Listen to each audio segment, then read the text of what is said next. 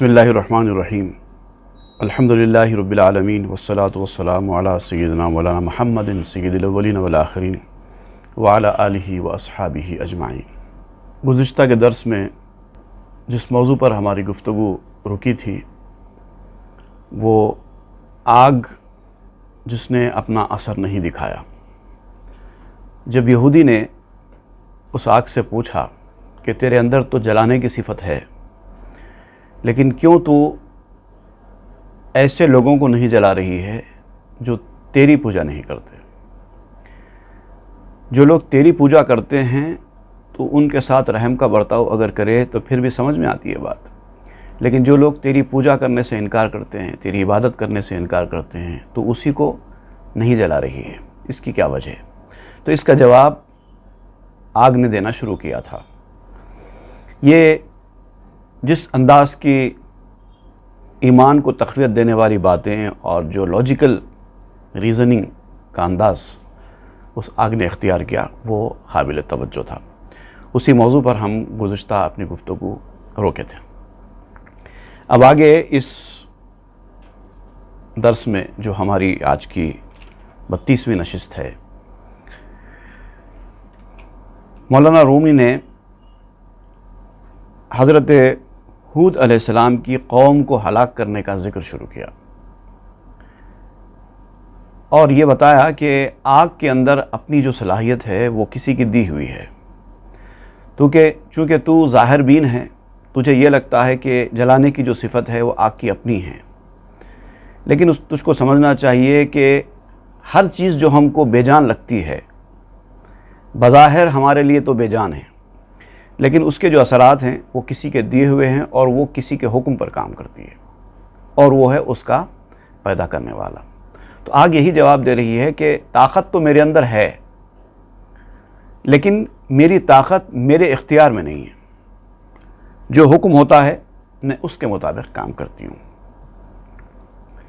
हवा भी अगरचे के बेजान है, लेकिन उसकी जान अल्लाह से वाकिफ़ है, अपने खालिक से वाकिफ़ है। तो आप मौलाना रूम फरमाते हैं कि अगर हवा की जान अगर अल्लाह के वजूद से, उसकी ताकत से, उसके पैदा करने से वाकिफ़ न होती तो कौम आद के नेको बद में फ़र्क कैसे करती। कौम आद एक कौम है जहाँ पर हूद अलैहिस्सलाम को नबी बनाकर भेजा गया। बात आगे बढ़ाने से पहले मैं मुख्तसर से आपको चाहता हूँ कि ज़्यादा तफसील में गए बग़ैर आपको बताऊं कि ये कौम आद क्या है और इसने क्या किया और क्या अज़ाब आया और उस अज़ाब की क्या कैफियत थी। कुरान मजीद में कम से कम 3 मकामात पर इस कौम का ज़िक्र किया गया। एक तो सूरह फज्र में है, अलम तर कैफ़ फ़अल रब्बुका बिआद इरम ज़ातिल इमाद अल्लती लम यख़लुक़ मिस्लुहा फ़िल बिलाद। ये सूरह अल-फज्र में आया। उसके बाद फिर सूरह हूद खुद एक सूरा है जिसमें आयत नंबर 50 से लेकर आयत नंबर 57 तक हूद अलैहिस्सलाम और उनकी कौम का ज़िक्र है। फिर इसके अलावा सूरह अहक़ाफ़ में भी ये ज़िक्र आया है। तो इख्तिसार के साथ मैं आपको बताता चलूँ कि जो कौम आद है, ऐन अलिफ दाल आद, ये आद एक शख्स थे जिनके नाम से ये कबीला, ये कौम मंसूब हुई है। ये हज़रत नूह अलैहिस्सलाम के औलाद में से थे। 3 या 4 पुश्त के बाद नूह अलैहिस्सलाम के बताए गए हैं। बाज़ लोग कहते हैं कि आद और नूह अलैहिस्सलाम के दरमियान में 2 लोग थे उनकी औलाद में, यानी गोया कि आद नूह अलैहिस्सलाम के पड़ पोते थे। लेकिन एक रिवायत ये बयान की जाती है कि वो सक्कड़ पोते थे, मतलब नूह अलैहिस्सलाम और आद के दरमियान 3 लोग थे। तीनों के नाम भी तारीख़ी कुतुब में बयान किए जाते हैं। अब इनकी सदाकत, सच्चाई तो खैर हम नहीं कह सकते कि ये 100% दुरुस्त होंगे, लेकिन बहरहाल नाम लिखे जाते हैं। नूह अलैहिस्सलाम के बेटे थे साम, ये तो बहुत सारे लोग जानते हैं। अब साम के बेटे थे औस और उनके बेटे थे आद, ये एक रिवायत मिलती है। और एक रिवायत में है कि साम के बेटे इरम थे, इरम के बेटे औस थे और उनके बेटे आद थे। इस तरह से उनके नाम से ये आद कौम मंसूब हुई। अब फिर आद के बाद ان کی اولاد میں یہ کون سا دور تھا، اس کے بارے میں قطعی طور پر کچھ نہیں کہا جا سکتا۔ بہرحال یہ ذکر، چونکہ عاد کا ذکر قرآن میں آیا ہے تو اس یقین کے ساتھ ہم کہہ سکتے ہیں کہ یہ قوم عاد ہے، اور اسی قوم عاد میں ہود علیہ السلام کو بھی بھیجا گیا۔ بہت طاقتور قوم تھی اور پیسہ بھی ان کے پاس بہت تھا، اور تعمیراتی فنکاری میں ماہر تھے۔ انہیں بے شمار تعمیراتی شاہکار انہوں نے تعمیر کیے تھے۔ یعنی ایک طرف ان کے اندر اتنی بڑی صلاحیت ہے کہ ایسی ایسی عمارتیں، ایسی ایسی شاندار مونومنٹس انہوں نے تعمیر کیے کہ عقل حیران رہ جائے، اور ان کو اس طاقت پر، اس صلاحیت پر اور ان کی اس دولت کی فراوانی پر ان کو بڑا فخر اور بڑا غرور آ گیا تھا۔ اور جیسے ضرورت سے زیادہ دولت آ جاتی ہے، ضرورت سے زیادہ صلاحیتیں بڑھ جاتی ہیں تو آدمی اپنے میں سے نکل جاتا ہے۔ وہ کیفیت ان کے ساتھ ہوئی۔ انہوں نے نوح علیہ السلام کی تعلیم کا جو راستہ تھا وہ ترک کر دیا، اور پھر بت بنا لیے، اور پھر ان بتوں کی عبادت شروع کر دی۔ بتایا جاتا ہے کہ انہوں نے بہت خاص قسم کے 3 بت بنائے تھے۔ ایک کا نام سمت تھا، ایک کا نام سمود، اور ایک کا نام ہارا۔ اس طرح سے 3 قسم کے بت بنائے گئے تھے اور ان کی عبادت کیا کرتے تھے۔ اسی قوم میں ایک خاتون تھی، بہت نیک اور بہت موحد، یہ بت پرستی کی طرف مائل نہ ہوتی تھی، اللہ کو مانتی تھی، ایک مانتی تھی اور عبادت کرتی تھی۔ اسی خاتون کی اولاد میں ہود علیہ السلام پیدا ہوئے، اور چونکہ ہود علیہ السلام کو بچپن سے والدہ کی تربیت ملی، انہوں نے توحید ان کو سکھائی، تو ابتدا سے ہی ہود علیہ السلام توحید کے راستے پر چل رہے تھے۔ بعد میں پھر ان کو اعلان نبوت کا حکم ہوا، پھر نبوت کے ساتھ انہوں نے قوم کی تبلیغ شروع کی اور ان کو بتایا کہ یہ غلط ہے، اس طرح سے نہیں کرنا چاہیے۔ چنانچہ قرآن مجید نے وَإِلَىٰ عَادٍ أَخَاهُمْ هُودًا، جس کا میں ابھی ذکر کر رہا تھا، قرآن میں ذکر ہوا ہے وَإِلَىٰ عَادٍ أَخَاهُمْ هُودًا، ان کے بھائی کو ہی عاد کی قوم میں ہود بھیجا گیا، ہود علیہ السلام کو بھیجا گیا انہی کی قوم میں۔ قَالَ يَا قَوْمِ اعْبُدُوا اللَّهَ مَا لَكُم مِّنْ إِلَٰهٍ غَيْرُهُ، تو انہوں نے اپنی قوم سے کہا کہ اللہ کی عبادت کرو، اس کے سوا کوئی عبادت کے لائق نہیں ہے، کوئی خدا نہیں ہے۔ ان انتم الا مفترون، اور یہ جو تم کر رہے ہو، یہ راستہ چھوڑ کر افترا پردازی کا کام کر رہے ہو۔ ایک ایسا جھوٹ ہے بت پرستی کا کہ یہ حقیقت نہیں ہے۔ اپنے ایمان کو خراب مت کرو۔ یا قوم لا اسألکم علیہ اجرا ان اجری الا علی اللہ فطرنی، ان کی قوم نے جب ہود علیہ السلام سے کہا کہ آپ کا یہ جو مشن ہے کوئی خاص مقصد کے تحت ہے، کچھ کمانا چاہتے ہیں، کچھ آپ کو بھی دولت چاہیے، تو بولو ہم دیتے ہیں، مگر یہ چیز چھوڑو، یہ اس طرح سے تبلیغ کرنا ہم کو چھوڑو، ہم بت پرستی نہیں چھوڑیں گے۔ اگر تم کو کچھ چاہیے تو بولو، ہم تم کو، دولت تو ہمارے پاس بھری پڑی ہے۔ جو لوگ بہت زیادہ دولت کے مالک ہو جاتے ہیں وہ سمجھتے ہیں کہ ہر چیز دولت سے خریدی جا سکتی ہے، اور یہ سمجھتے ہیں کہ سارے لوگ سب کچھ صرف دولت کے لیے کر رہے ہیں۔ تو ہود علیہ السلام کے بارے میں بھی انہوں نے ایسے ہی خیال کیا کہ دولت کے لیے کیا جا رہا ہے، تو کہا کہ ہم دولت دیں گے۔ تو ہود علیہ السلام نے کہا کہ نہیں، مجھے اس کا کوئی اجر نہیں چاہیے، میرا اجر تو اس اللہ کے پاس ہے، اللہ کے ذمے ہے جس نے مجھے پیدا کیا ہے، تم سے کیا اجر لوں گا؟ افلا تعقلون، تم کو عقل نہیں ہے کیا؟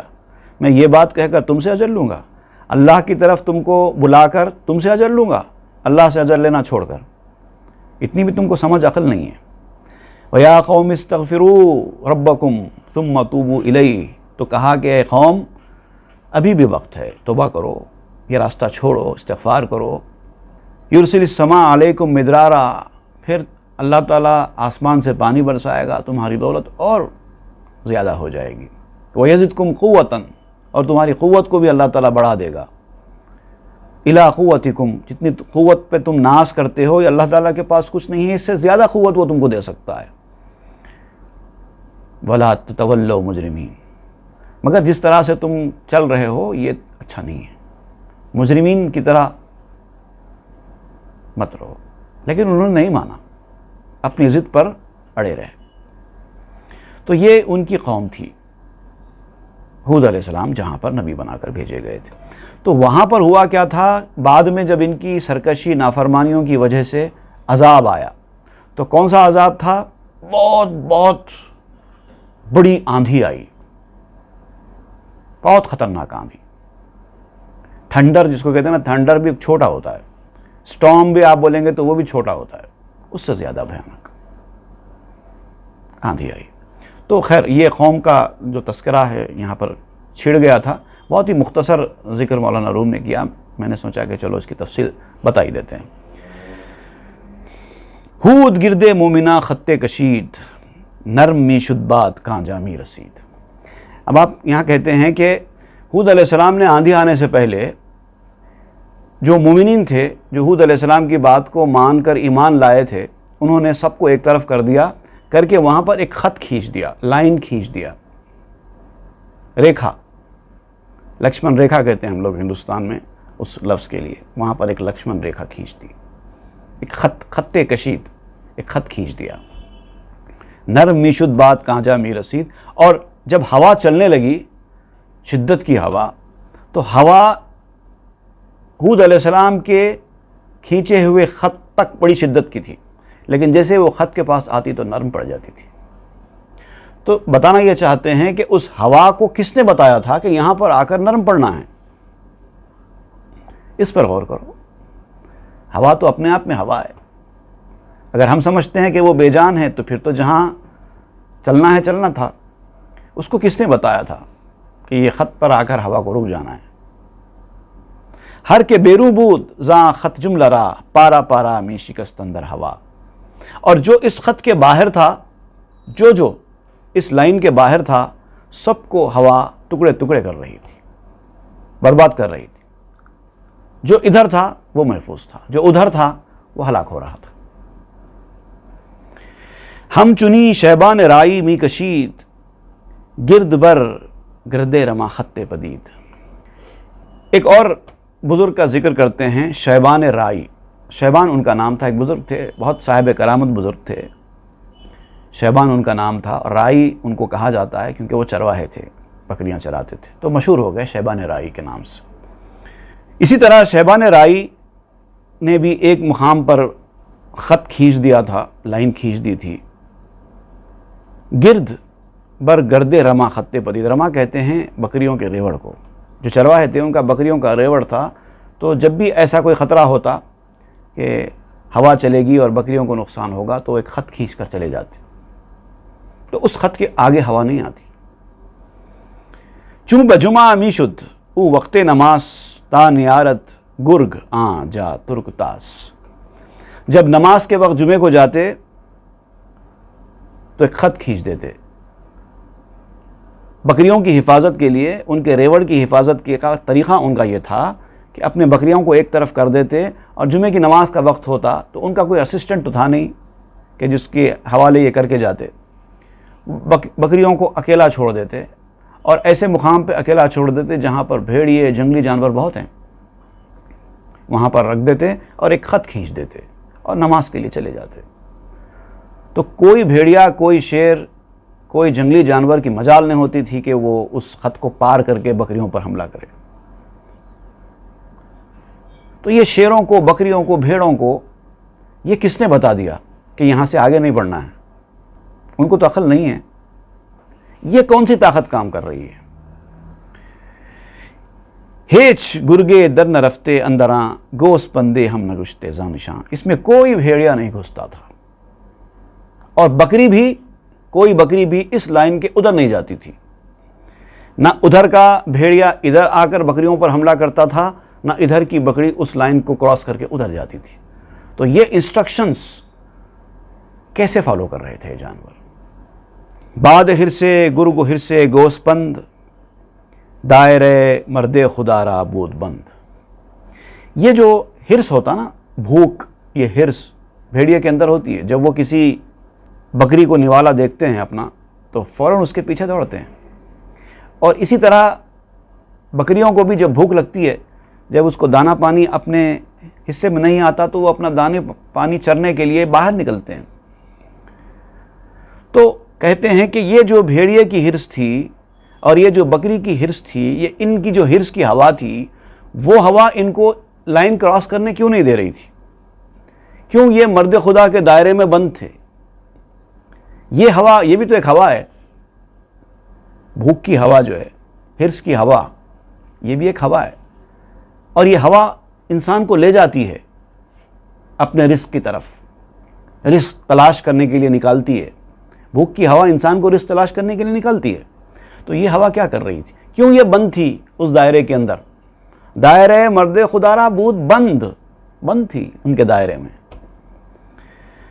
ہم چنی باد اجل با عارفاں، نرم خوش ہم چو نسیم بوستاں. اسی طرح اولیاء اللہ جو عارف لوگ ہوتے ہیں، اللہ کی معرفت رکھنے والے، ان پر موت کی ہوا نرم و خوش ہمچو نسیم بوستان. بوستان باغ کو کہتے ہیں. باغ میں جس طرح سے ٹھنڈی خوشگوار ہوا چلتی ہے، اس طرح سے اولیاء اللہ پر موت کی ہوا کا بھی اثر ہوتا ہے، ٹھنڈی ہوتی ہے.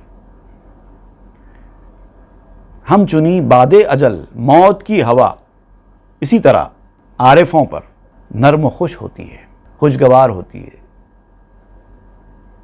جیسے کہ ہم چو نسیم بوستان.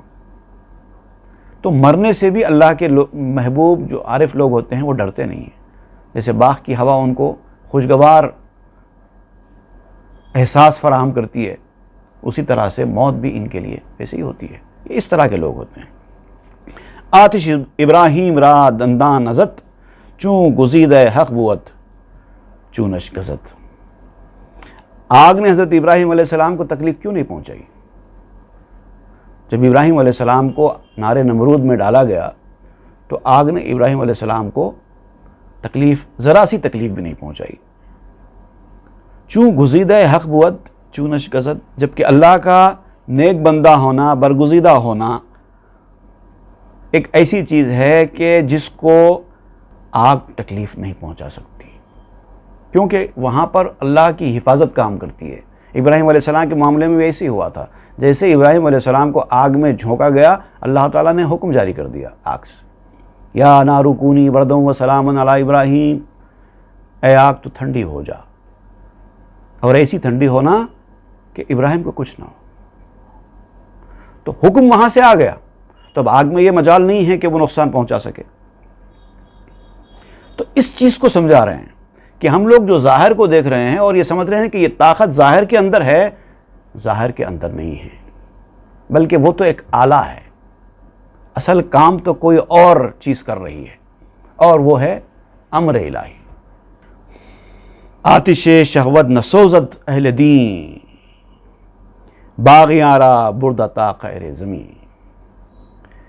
جو دیندار لوگ ہوتے ہیں، اہل دین ہوتے ہیں، ان کو شہوت کی آگ بھی جلاتی نہیں ہے، خواہشوں کی آگ بھی جلاتی نہیں ہے. اور جو سرکش ہوتے ہیں، باغی ہوتے ہیں، باغیارا بردہ تا قعر زمین. اور سرکشوں کو قعر کہتے ہیں گہرائی کو، زمین کی گہرائی میں دھنسا دیتی ہے. خواہشات اور شہوتوں کی جو آگ ہے وہ دین والوں کو کوئی نقصان نہیں پہنچاتی، جبکہ باغیوں کو، جو دین کے باغی ہوتے ہیں، ان کو برباد کر کے یہاں تک پہنچا دیتی ہے. ہے تو آگ ہی، ہے تو شہوت ہی. جیسے شہوت کی ایک آگ ہوتی ہے، وہ سب کے ساتھ ایک جیسا سلوک نہیں کرتی. ویسے کہتے ہیں کہ یہ بھی تو آگ ہے، میں بھی تو آگ ہی ہوں.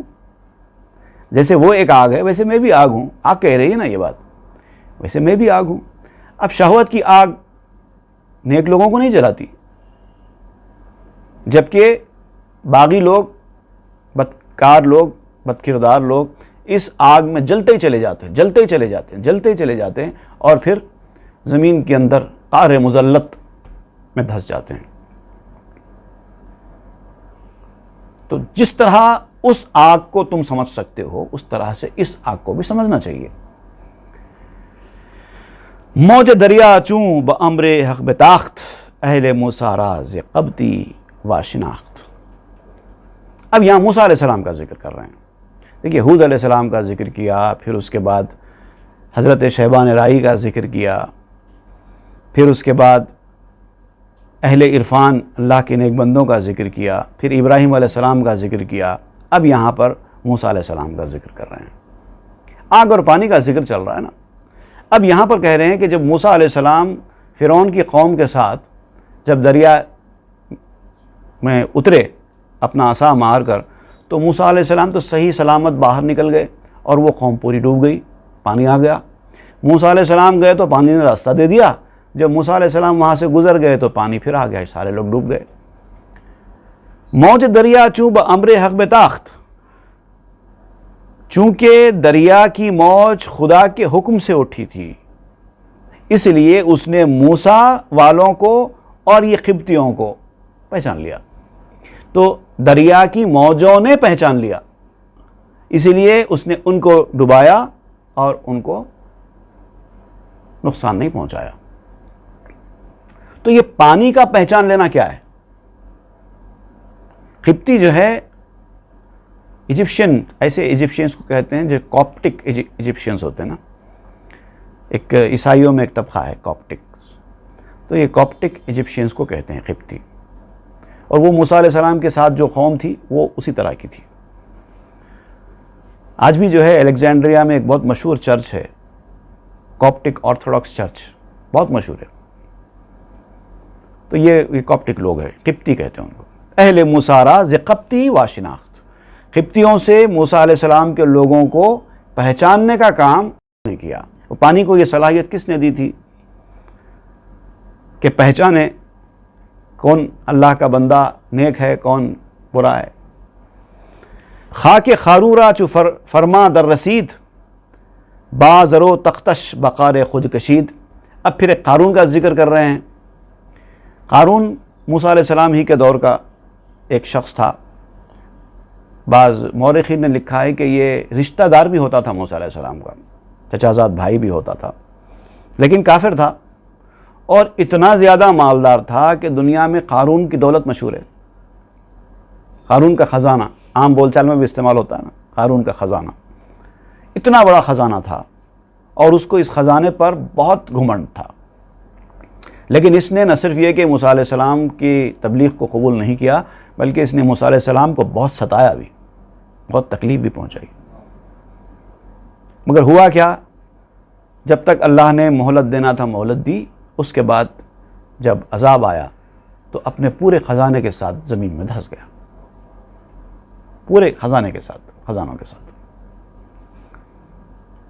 تو فرماتے ہیں خاک قارون را چو فرما در رسید، جب زمین کو حکم آیا، قارون کی زمین کو حکم پہنچا، بازرو تختش بخار خود کشید، تو یہ زمین نے قارون کو سونے اور تخت کے ساتھ اپنے اندر کھینچ لیا۔ کس نے کھینچا؟ زمین نے کھینچا۔ تو یہ زمین کے اندر یہ صلاحیت کیسا پیدا ہوئی؟ اس نے کیسے پہچانا کہ یہ قارون ہے، یہ کافر ہے، یہ باغی ہے، یہ سرکش ہے؟ اس کو یہ پہچان کہاں سے آئی زمین کو کہ کس کو کھینچنا چاہیے، کس کو نہیں کھینچنا چاہیے؟ تو یہ اس لیے ہوا کیونکہ اللہ کا حکم آیا تھا۔ تو سارا انحصار حکم پر ہے۔ جب وہاں سے حکم آتا ہے تو ہر چیز اپنا کام صحیح ڈھنگ سے کر لیتی ہے۔ اب ہمارے لیے یہ سوچنے کی گنجائش نہیں رہتی کہ بھئی یہ آگ میں تو جلانے کی صلاحیت ہے، وہ کیوں نہیں جلاتی؟ پانی میں تو ڈبانے کی صلاحیت ہے، وہ کیوں نہیں غرق کر رہا ہے؟ ہوا میں پھونکنے کی صلاحیت ہے، وہ کیوں نہیں اڑا رہی ہے؟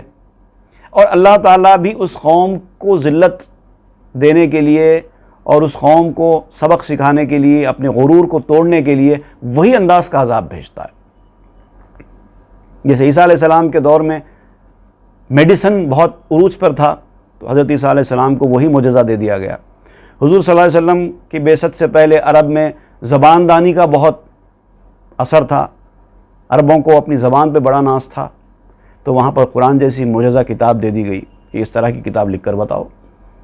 تو اسی طرح ہود علیہ السلام کے دور میں جیسا کہ میں نے بتایا کہ تعمیراتی شاہکار ہوتے تھے، مونیومنٹس بنائے جاتے تھے، شاندار ان کو عروج تھا، تو وہاں پر ان کے مونیومنٹس کو، ان کی تعمیرات کو گرانے کے لیے ہوا بھیجی گئی، ایسی ہوا کہ ساری بلڈنگز گر جائیں۔ تو اس طرح سے سبق سکھایا جاتا ہے، اس طرح سے عذاب دیا جاتا ہے۔ آب و گل چوں از دم عیسیٰ چرید، بال و پر بکشاد و مرغ شد پرید۔ مٹی اور پانی نے جب حضرت عیسیٰ کی پھونک کو چکا، آب و گل چوں از دم عیسیٰ چرید، مٹی اور پانی نے جب عیسیٰ علیہ السلام کی پھونک کو چکا، بالوں پر بے کشاد و مرغے شد پرید، بال اور پل پر کھول دیے اور مرغے شد پرید، مرغا بن کے اڑ گیا۔ عیسیٰ علیہ السلام کا ایک معجزہ تھا یہ پھونک بھی۔ تو کیا ہوا تھا؟ حضرت عیسیٰ علیہ السلام نے اپنی پھونک کا معجزہ دکھانے کے لیے ایک پرندہ اپنے ہاتھ سے بنایا، چمگادڑ کی طرح کا ایک پرندہ بنایا لوگوں کو معجزہ دکھانے کے لیے۔ جب وہ تیار ہو گیا مٹی کا پرندہ تو اس پر پھونک دیا، تو جیسے ہی عیسیٰ علیہ السلام نے اس میں پھونکا وہ ریئل پرندہ بن گیا اور اڑ گیا۔ تو یہاں وہ بتا رہے ہیں یہ تو مٹی اور پانی کا بنا ہوا تھا نا، مٹی اور پانی نے جب بس عیسیٰ علیہ السلام کی پھونک کو چکھا، اب سمجھ رہے ہیں آپ، اس مٹی اور پانی کے بنے ہوئے پرندے نے جب عیسیٰ علیہ السلام کی پھونک کو چکھا تو اس نے اپنے بال اور پر کھول دیے اور پرندہ بن کے اڑ گیا۔ یہ ہوتا ہے، حکم دینے والے کی طاقت اگر ہو تو ہر چیز اس کے تابع ہو جاتی ہے، مسخر ہو جاتی ہے۔ آب و گل چوں از دم عیسیٰ چرید، بالوں پر بے کشاد و مرغ شد پرید، از دہانت چوں برایت حمد حق، مرغ جنت سازدش رب الفلق۔ اور جب تیرے منہ سے اللہ کی تعریف نکلتی ہے تو وہ صبح کا رب الفلق، صبح کا رب، اللہ تعالیٰ نے قرآن مجید میں اپنے لیے رب الفلق کا لفظ استعمال کیا ہے، تو وہ یہاں پر مولانا روم استعمال کرتے ہیں، قل اعوذ برب الفلق، ہے نا، تو وہاں پر رب الفلق استعمال کرتے ہیں۔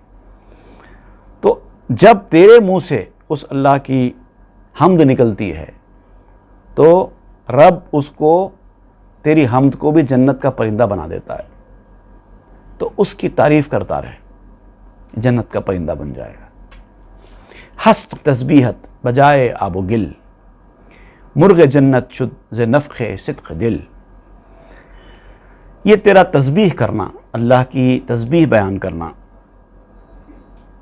یہ بھی اسی طرح ہے مٹی اور پانی کے بجائے۔ ایک نسخے میں بجائے آب و گل بھی ہے اور ایک نسخے میں بخار آب و گل بھی ہے۔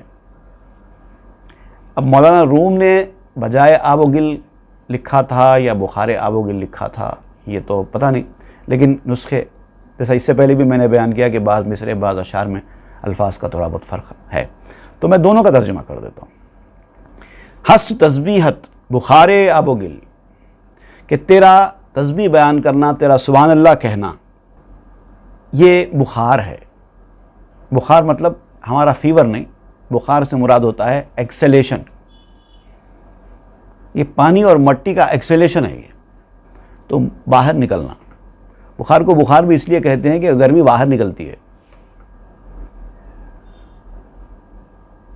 تو یہ جو باہر نکلنا ہے یہ مٹی اور پانی کی طرح ہی ہے۔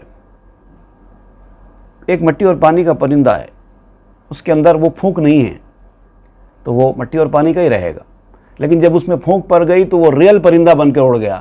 تو ویسے ہی ہمارا تسبیح کرنا بھی ویسے ہی ہے، وہ ریئل پرندہ بن کے اڑے گا جو مٹی اور پانی کا ہے۔ مطلب تو انسان مٹی اور پانی کا بنا ہوا ہے، لیکن جو تسبیح کرے گا تو پرندہ بن جائے گا اور جنت میں چلا جائے گا اڑ کر۔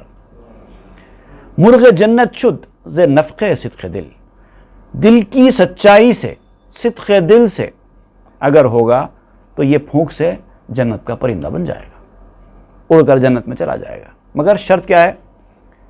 صدق دل سے ہو۔ ہست تسبیحت بخار آب و گل، مرغ جنت شد ز نفخ صدق دل۔ کوہ طور از نور موسیٰ شد برقص، کوہ طور از نور موسیٰ شد برقص، صوفی کامل شدو رستو ز نقص۔ کوہ طور جو رقص میں آ گیا وہ حضرت موسیٰ علیہ السلام کے نور کی وجہ سے آیا تھا۔ آپ یہ جو کوہ طور کا جو جلنا ہے نا، تجلی الہی کے بعد جو کوہ طور کا جلنا ہے، اس کو رقص میں آنے سے تعبیر کر رہے ہیں۔ موسیٰ علیہ السلام اتنے مدہوش ہو گئے کہ بے ہوش ہو گئے وہ جلوہ دیکھ کر، تو پہاڑ بھی آپے سے باہر ہو کر رقص کرنے لگا۔ اس کا جلنا گویا کہ ایک رقص کرنا تھا۔ کوہ طور جو ہے ماؤنٹ سینائی کہتے ہیں نا اس کو، مشہور ہے، تو وہ اسی وجہ سے ہوا۔ وہ بھی حکم تھا اس کو کہ ایسا تو جل جا، وہ جل رہا تھا۔ صوفی کامل شدہ جب اس کا دیدار ہو گیا پہاڑ کو، تو پہاڑ صوفی کامل بن گیا۔ صوفی تو یہ تو کرتا ہے، جب اس کا دیدار کرتا ہے، جب اس کا جلوہ دیتا ہے تو ناچنے لگتا ہے، اس کی کیفیت بدل جاتی ہے۔ تو یہ پہاڑ بھی صوفی بن گیا۔ صوفی کامل شدو رستو ز نقص، اور جو نقائص ہیں، شارٹ کمنگز ہیں، اس سے بری ہو گیا۔ جب جلوے پڑ جاتے ہیں کسی بھی انسان پر اس کے، تو اس کی ساری خرابیاں، اس کی ساری کوتاہیاں، اس کے سارے نقائص دور ہو جاتے ہیں، اور پھر وہ رقص کی کیفیت میں آ جاتا ہے، ناچنے لگتا ہے، صوفی بن جاتا ہے۔ اور وجد تو اسی کو کہتے ہیں۔ صوفیہ کے پاس جو لفظ وجد ہوتا ہے، وجد کا مطلب ہے اصل میں پا لینا کوئی چیز کو۔ جو چیز آپ کو حاصل نہیں تھی پہلے، وہ حاصل ہو گئی، تو اس کو کہتے ہیں وجد۔ وجد آنے کے بعد آدمی اپنے سے آپے سے باہر ہو جاتا ہے اور ناچنے لگتا ہے، رقص کرنے لگتا ہے۔ کچھ لوگ رقص کرتے ہیں، کچھ لوگ لوٹ پوٹ ہو جاتے ہیں، کچھ لوگ کپڑے پھاڑ لیتے ہیں۔ وجد کی مختلف صورتیں ہیں۔ تو وہ جو چیز ہے اندر اس کی آئے گی، وہ پائے گا تب ہوگا، نہیں پائے گا تو نہیں ہوگا۔ ابھی صوفیوں کی محفل ہوتی ہے، وہاں دیکھیں گے آپ کہ سارے لوگ بیٹھے ہوتے ہیں، کسی کسی کی کیفیت بدل جاتی ہے، کوئی خاموش بیٹھا رہتا ہے، ٹس سے مس نہیں ہوتا۔ ایک آدمی ادھر ٹس سے مس نہیں ہے، خالی بیٹھا ہے، دوسرا آدمی آپے سے باہر ہو گیا ہے۔ تو مطلب اس آدمی نے نہیں پایا، اس آدمی نے پا لیا۔ وجد اسی لیے کہتے ہیں اس کو، پا لینا۔ تو جو نقص سے بری ہو جاتا ہے، اس کا جلوہ دیکھ لیتا ہے یا اس کے جلوے کے اثرات پا لیتا ہے، تو وہ اپنے میں سے نکل جاتا ہے اور ایسی حرکتیں کرنے لگتا ہے جس کو لوگ رقص کہتے ہیں، جس کے لوگ دیوانہ پن کہتے ہیں، جس کو لوگ لوٹنا پوٹنا کہتے ہیں، جو بھی آپ لفظ کہہ لیں۔ کوئی کیفیت کا نام کہتا ہے، کیفیت طاری ہو جانا۔ چه عجب گر کوه صوفی شد عزیز، جسم موسیٰ از کلوخ بود نیز۔ اے عزیز، اے میرے عزیز، اب یہ سننے والے پڑھنے والے سے خطاب کر رہے ہیں، اے میرے عزیز، اگر پہاڑ صوفی بن گیا، اس میں تعجب کی بات کیا ہے؟ موسیٰ علیہ السلام جو غش کھا کے گرے، فخر موسیٰ صعقا، وہ بھی تو آخر مٹی اور پانی ہی کے بنے ہوئے تھے، انسان ہی تو تھے نا۔ ان کا نور ایسا کام کرتا ہے کہ پہاڑ کو وجد آ جاتا ہے، تو یہ کیسے ہوا؟ تو اسی طریقے سے یہ بیان کرتے ہیں کہ جب اس طرح سے حرکت اور وجد پیدا ہوتی ہے، تو اس حرکت اور وجد کی وجہ سے جو انسان کا جو جمادیت والا نقص ہوتا ہے، خرابی ہوتی ہے، وہ دور ہو جاتی ہے، اور یہ اس کے اثرات ہیں۔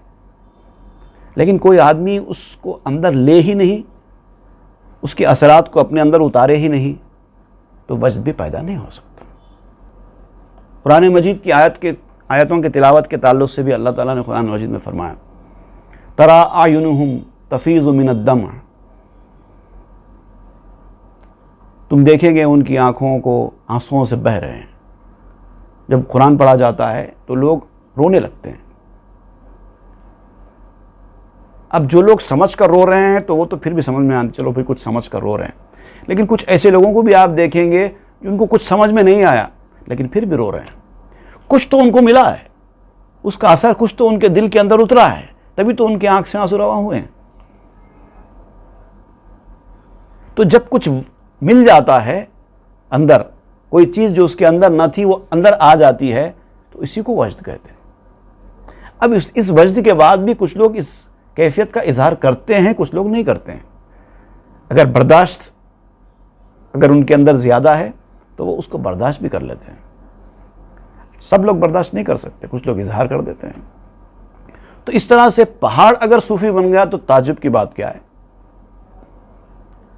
تو اس طرح سے آپ مثالیں دیتے ہوئے سمجھاتے ہیں کہ کسی بھی چیز کو دیکھو تو اس کے ظاہر کو دیکھ کر فیصلہ مت کرو، جو چیز اس کے اندر ہے اس پر توجہ کرو. پہلے بھی آپ نے بتایا تھا لوہے اور پتھر کے حوالے سے بتایا تھا، ان کے اندر آگ چھپی ہوئی ہوتی ہے جو ہم کو نظر نہیں آتی. یہاں پر آگ نظر آ رہی ہے، لیکن آگ کے اندر جو صلاحیت ہے، اس صلاحیت کا پیدا کرنے والا اور اس کے حکم کا جو معاملہ ہے وہ چھپا ہوا ہے. جب اس کا حکم آئے گا تبھی آگ جلائے گی. حکم نہیں آئے گا تو نہ آگ جلا سکتی ہے، نہ پانی غرق کر سکتا ہے، نہ ہوا اڑا سکتی ہے. یہ بیسک ہے، تصوف کے بیسکس ہیں، اس کو اپنے اندر اتار لینا چاہیے. اب اس کے بعد جب اس کا جواب سن لیا اس یہودی نے آگ کا، تو اب اس نے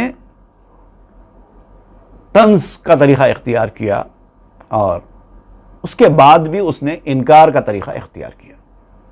جب اس نے اتنا سب کچھ سمجھایا تو حقیقت کی طرف نظر کر، تو ظاہر کو دیکھ رہا ہے.